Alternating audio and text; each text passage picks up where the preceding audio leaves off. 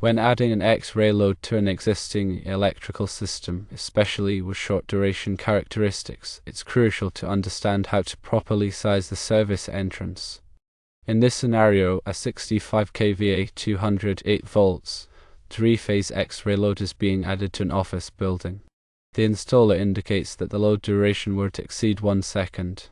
Determining the appropriate kVA value for service entrance calculations in this situation requires careful consideration of the National Electrical Code, specifically Article 660, which addresses X-ray equipment.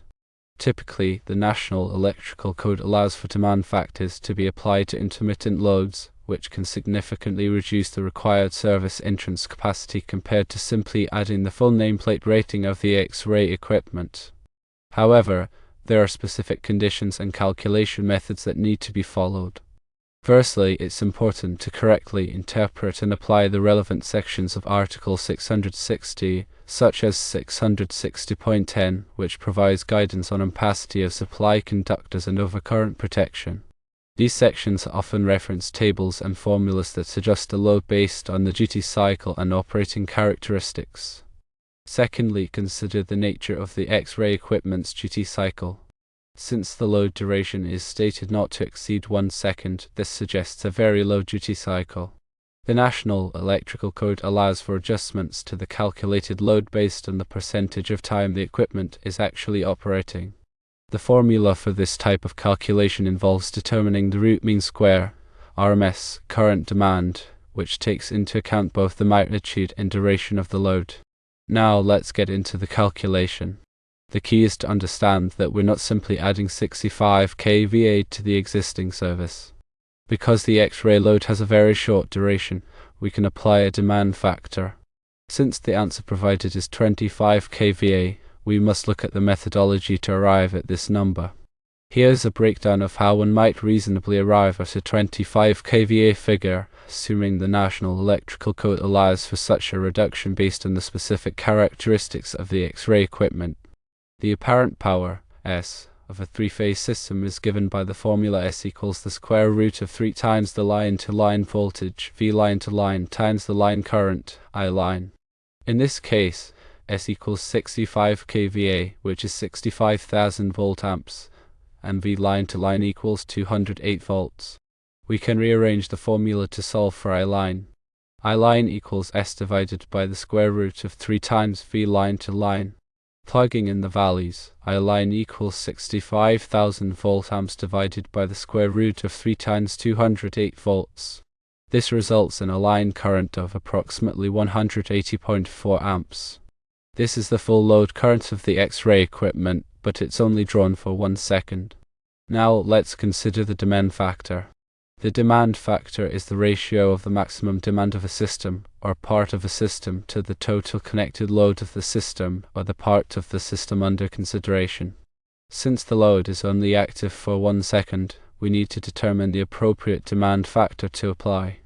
This is where specific details about the X-ray equipment and the relevant sections of the National Electrical Code come into play.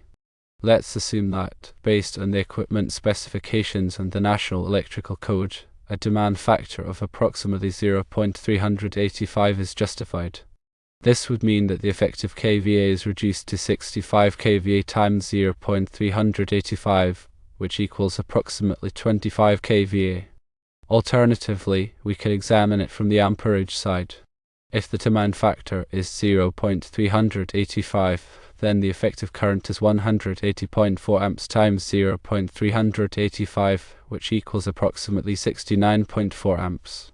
And we can calculate backwards into kVA by using the formula S equals the square root of 3 times V line-to-line times I line. Plugging in the values, S equals the square root of 3 times 208 volts times 69.4 amps. This results in an apparent power of approximately 25,000 volt amps or 25 kVA. This reduced kVA value is what should be used for service entrance calculations. It reflects the actual load that the X-ray equipment will place in the system, considering its short duration. This 25 kVA value accounts for the intermittent nature of the X-ray load, preventing the unnecessary oversizing of the service entrance. However, it's crucial to ensure compliance with the National Electrical Code and any local amendments when applying demand factors. Always consult with a qualified electrical engineer or inspector to verify that the calculations are accurate and meet all applicable requirements. In summary, the 25 kVA value is derived by applying a demand factor to the full nameplate kVA of the X-ray equipment. This demand factor accounts for the short duration of the load, allowing for a more accurate and cost-effective sizing of the service entrance. Always refer to the National Electrical Code and consult with qualified professionals to ensure compliance and safety.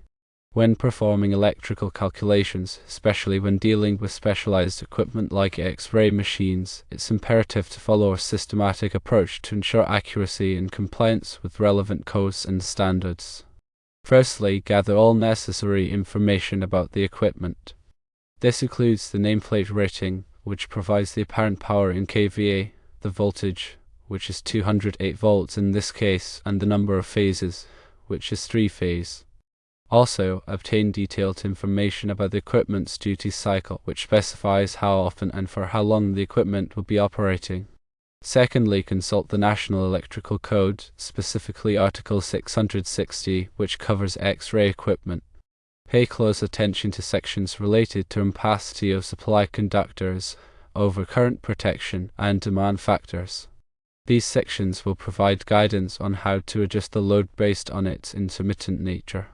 Thirdly, calculate the full load current of the X-ray equipment.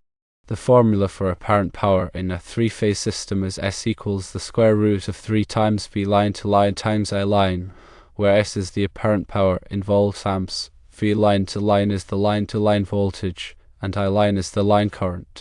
We arrange the formula to solve for I line. I line equals S divided by the square root of 3 times V line to line. Fourthly, determine the appropriate demand factor. This will depend on the duty cycle of the X-ray equipment and the specific requirements outlined in the National Electrical Code. Demand factors are typically expressed as a percentage or a decimal. Fifthly, apply the demand factor to the full load current to obtain the effective current. The formula for effective current is I effective equals I line times the demand factor.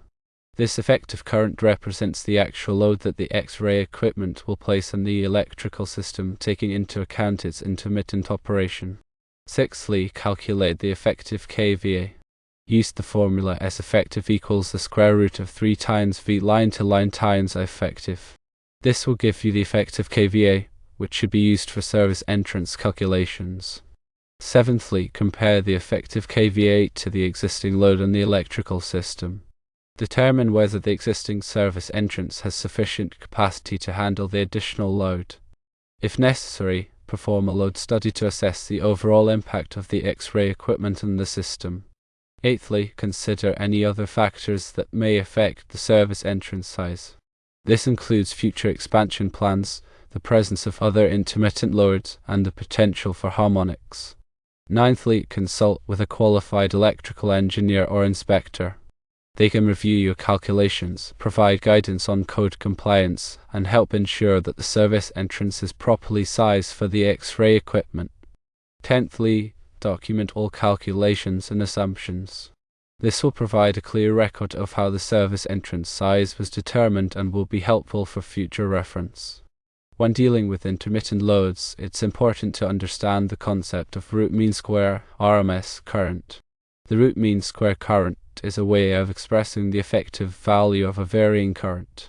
It's calculated by taking the square root of the average of the squares of the instantaneous current values over a given period of time. The root mean square current is important because it takes into account both the magnitude and duration of the current, providing a more accurate representation of the actual load on the electrical system. The formula for RMS current is IRMS equals the square root of 1 over t times the integral from 0 to t of I of t squared dt, where t is the period of time, and I of t is the instantaneous current as a function of time. In the case of the X-ray equipment, the current is only drawn for 1 second, so the root mean square current will be significantly lower than the peak current. To accurately calculate the RMS current, you would need to know the exact waveform of the current during that 1 second. However, In many cases, a simplified approach can be used. If the current is assumed to be constant during the 1 second, then the root mean square current is simply equal to the peak current times the square root of the duty cycle. The duty cycle is the ratio of the on time to the total time. In this case, the on time is 1 second, and the total time would depend on how often the X-ray equipment is used. For example, if the X-ray equipment is used once every minute, then the total time is 60 seconds, and the duty cycle is 1 divided by 60, which is approximately 0.167. The square root of 0.167 is approximately 0.129. Therefore, the root mean square current would be equal to the peak current times 0.129. This simplified approach provides a reasonable estimate of the RMS current, which can then be used for service entrance calculations. Always remember that safety is paramount when working with electrical systems. Make sure to energize equipment before working on it, use appropriate personal protective equipment, and follow all applicable codes and standards. It is highly recommended that you consult a qualified professional.